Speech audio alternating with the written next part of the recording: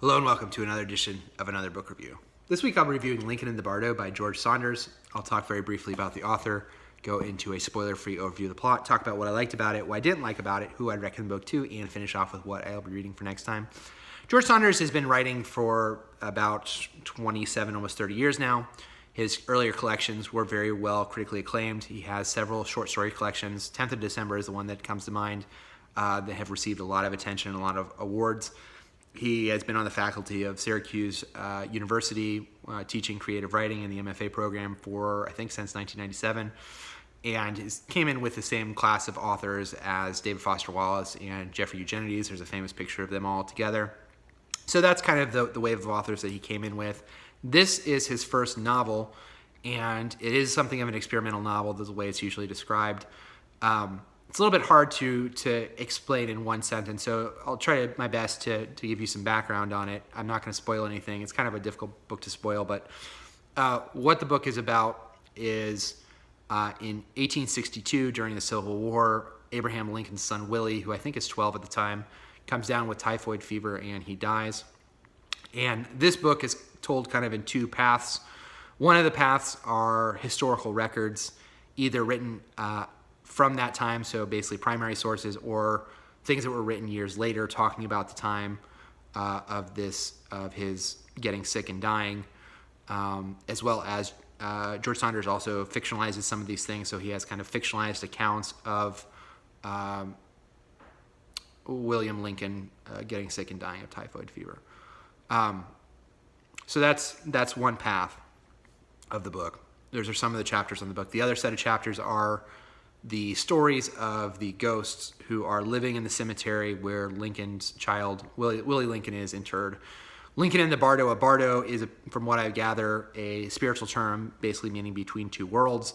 And the story, that path of stories is the stories of the ghosts who are in the cemetery where Willie Lincoln is interred.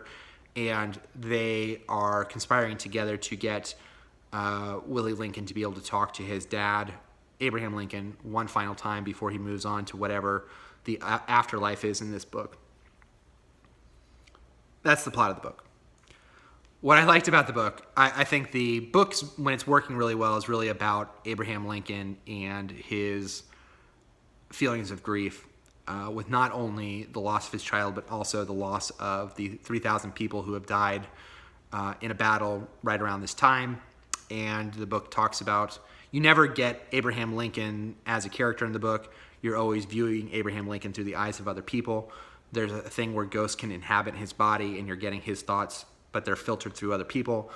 But getting his thoughts and understanding that these two things are intertwined, the grief of his dying son with the grief of the nation, and all these things kind of coming together, I thought was done really well. I think the historical records do a good job of explaining to you the mood of the time and the conflicting accounts of all these different opinions about things, about Lincoln, how he's doing, what he should do differently, if he should resign, if he should quit, should keep going, should sue for peace, what all these things, and just kind of to give you the sense of the chorus of voices are not always singing the same song, which is kind of a theme that runs through the book, is people often have contradictory views and view things from a different point of view, and how all these things kind of go into whatever story that's being told is being told. I thought that theme runs through the book, and I think that that's done on purpose. I think some of the points of the book are quite funny. When you get into the stories of the ghosts, some of the ghosts have really outlandish backstories about how the lives they lived before they became ghosts, and things of that nature. And I think he has it where the ghosts appear, the ghost appearance have something to do with how they lived in life. So for instance, there's a character who has an enormous erection due to some things that occurred during his life. So you see that throughout the book. So I thought that was kind of a nice touch.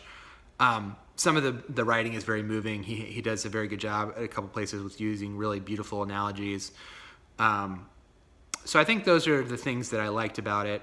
The things that I had a harder time about it is he doesn't really give a lot of foundation, just kind of throws you into this world. And for me, it was really hard at first, especially to kind of understand what was going on. The foundational aspect of it comes into the plot where it just seems like towards the end, there's kind of a deus ex machina to where logically it's hard to know exactly what's going on. And because this is a world that he's creating, he doesn't really lay a foundation for what is happening in terms of causality, where A leads to B leads to C to D. So because this happens, this will happen, this will happen, well, this happened. It's all kind of a mystery, and it just kind of happens as it goes along. And so that made it kind of hard to really understand fully what was happening. I found that the pacing of the book is a little off. It's a relatively short book, but the last quarter it felt a little dragged. It dragged a little bit in that fourth quarter of the book there. And I also just felt like I think I'm supposed to be really overwhelmed with emotion from all these characters, and how I think the book is trying to make these really deep statements about grief and grieving, and how people view their lives and view their futures and view their loved ones. And other than the parts with Abraham Lincoln and his son, I didn't really feel that for any of the other characters. And I didn't really fully love a lot of the characters. And there's a ton of characters in the book because all these ghosts have their own stories. And I didn't fully connect with a lot of the characters. I felt just kind of overall about the book, I thought it was just okay. This book is one of the things where it reminded me, in film, there's oftentimes a pretty big gap between critic scores and audience scores. And with this book, from everything I've read about it, it seems to be very, very well critically lauded. I think some people put this book on the end of the decade list. And George Saunders has been writing for a very long time. And I think the writing in it is good. It's good writing. I mean, nothing feels like tacked on. It's all feels very period appropriate. And some of the foreshadowing that he does at this party that happens right before Abraham Lincoln's son dies, I thought was really nice. But a lot of it just kind of bounced off me, and I didn't really feel emotionally invested with the other ghosts, and I didn't really feel super invested in the story. I thought if it had maybe a stronger plot at the center of it, where I could see where things were going and why they were going, and I cared more about the characters, and I maybe would feel a little less cold to it. But it just kind of felt like George Saunders is coming from short stories, so he does what a lot of short story writers, in my opinion, do. And I saw this with Hell by Robert Owen Butler. It feels like you have these vignette ideas, and you kind of throw all these vignette ideas into a collection. And so it's like, this is a vignette idea of this character who does this thing, and this is a vignette idea of this character who does this thing. And I saw that also with, I didn't review it for the channel, but the Mr. Norwell, I'm going to forget, and Dr. Norwell and whatever that book is called, which is Mr. Norwell and Dr. whatever that, now I feel bad because I don't remember the name of the book, but that book, you can Google it and you'll find out what book I'm talking about, but which was done by the author who wrote Piranesi, whose name is also escaping me at the moment.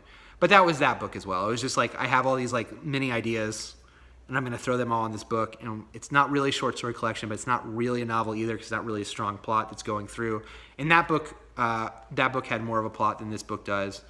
But that was kind of a similar feel. And I've come to realize that those are not books that really work particularly well for me. So I acknowledge that it may just be me.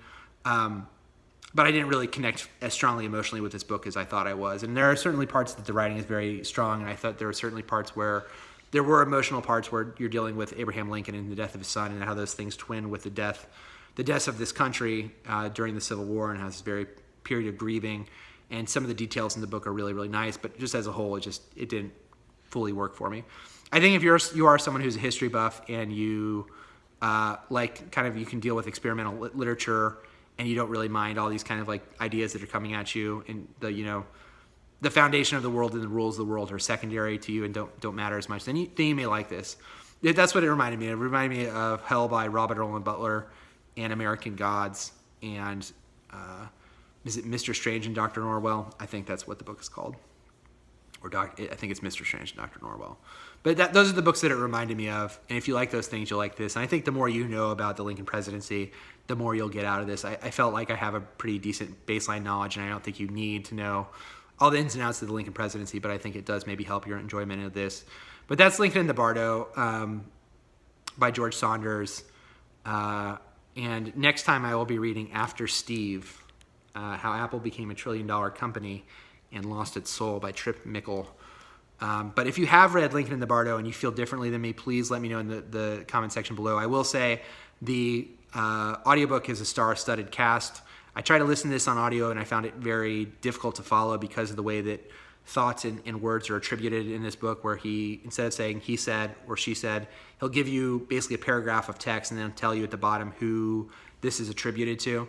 And I think in the audiobook, they're voice actors, so there's no attribution, it's just them speaking.